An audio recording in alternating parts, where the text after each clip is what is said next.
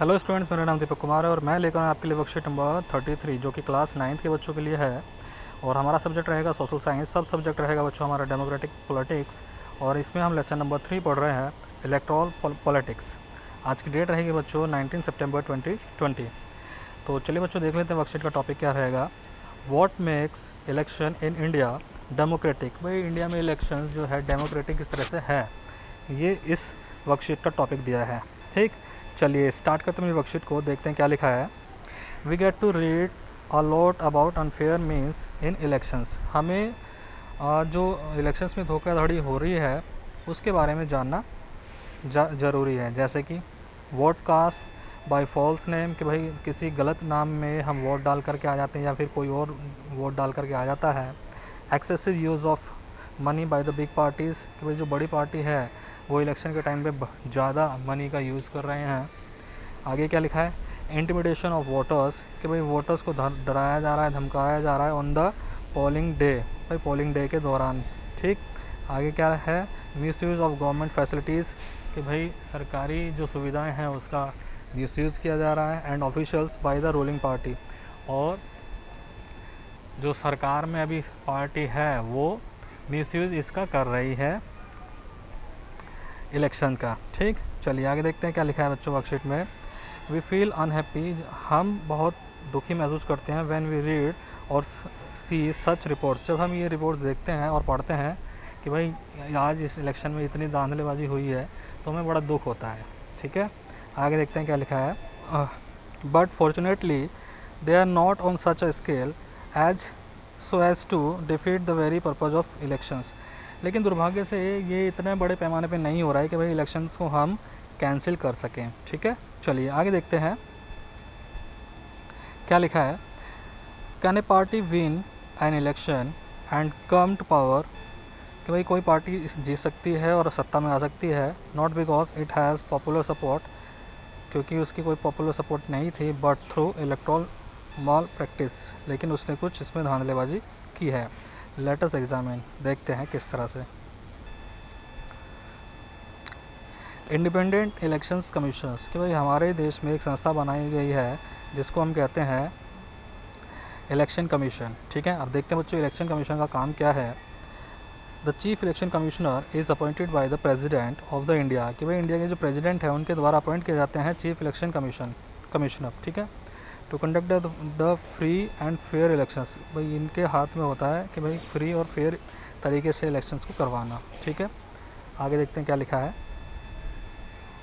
The election commission enjoy the same kind of independence, जो election commission है वो स्वतंत्र रूप से कार्य करता है विद द जुडिशरी एन्जॉय, जो कि हमारी सरकार या कानून व्यवस्था करती है। ठीक, there is no external interference in the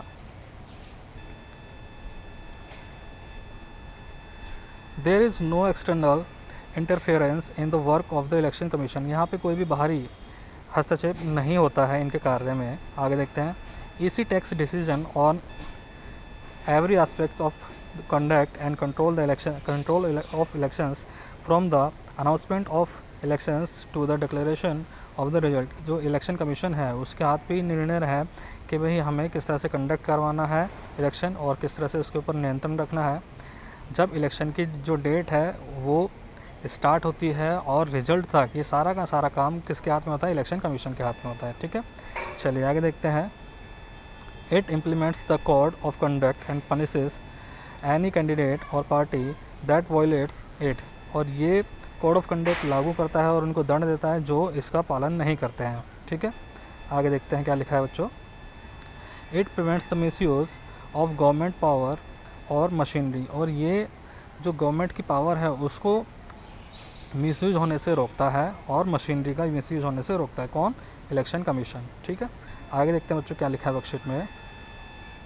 people participation in elections, के लोगों की भागीदारी किस तरह से है। People participation in election is usually measured by voter का टर्नआउट, लोगों की वोट के आधार पर ही जाना जाता है कि भाई लोगों ने किस तरह से इलेक्शन में पार्टिसिपेट किया है। Turnout indicates the percentage of eligible voters who actually cast their vote, और इससे पता लगता है कि भाई कितने लोग वोट देने वाले हैं जिसमें से कितने लोगों ने वोट दिया है। ठीक है, एक्चुअली वोट जिन लोगों ने दिया है उसके बारे में पता चल जाता है। If the election process is not free और फेयर, अगर कोई फ्री और फेयर तरीके से इलेक्शन नहीं हो रहा है, people will not continue to participate in this exercise, लोग इस काम में या इलेक्शन के टाइम पे वोट नहीं दे रहे हैं, तो इससे पता लगता है बच्चों कि यहाँ पे कोई मिसयूज़ किया जा रहा है। आगे देखते हैं क्या लिखा है। The faith and interest of voters in election related activities has been increase over the years, कि जो विश्वास और रुचि बनी हुई है इलेक्शंस में वोटर्स की, वो धीरे धीरे सालों दर सालों बढ़ती जा रही है। आगे देखते हैं क्या लिखा है। एक्सेप्टेंस ऑफ इलेक्शन आउटकम्स, कि भाई जो इलेक्शन का जो रिजल्ट है उसकी मान्यता स्वीकार करना। तो देखते हैं क्या है। One final test of the free and fairness of election has in the outcomes itself, जब रिजल्ट आ जाता है तो उससे पता लगता है कि भाई फेयर तरीके से इलेक्शन हुआ है या नहीं हुआ है। ठीक है, आगे देखते हैं।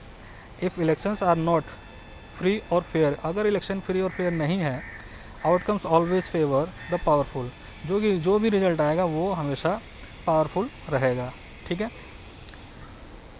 बारिंग very few dispute elections the electoral outcomes are usually accepted as people's verdict by the defeated parties. जो भी रिजल्ट आता है इलेक्शन के दौरान, तो इसमें ये मान लिया जाता है कि भाई इसमें धांधलेबाजी हुई है या नहीं हुई है, जो पार्टी जीत रही है उसी को ही एक जीती हुई पार्टी मान लिया जाता है।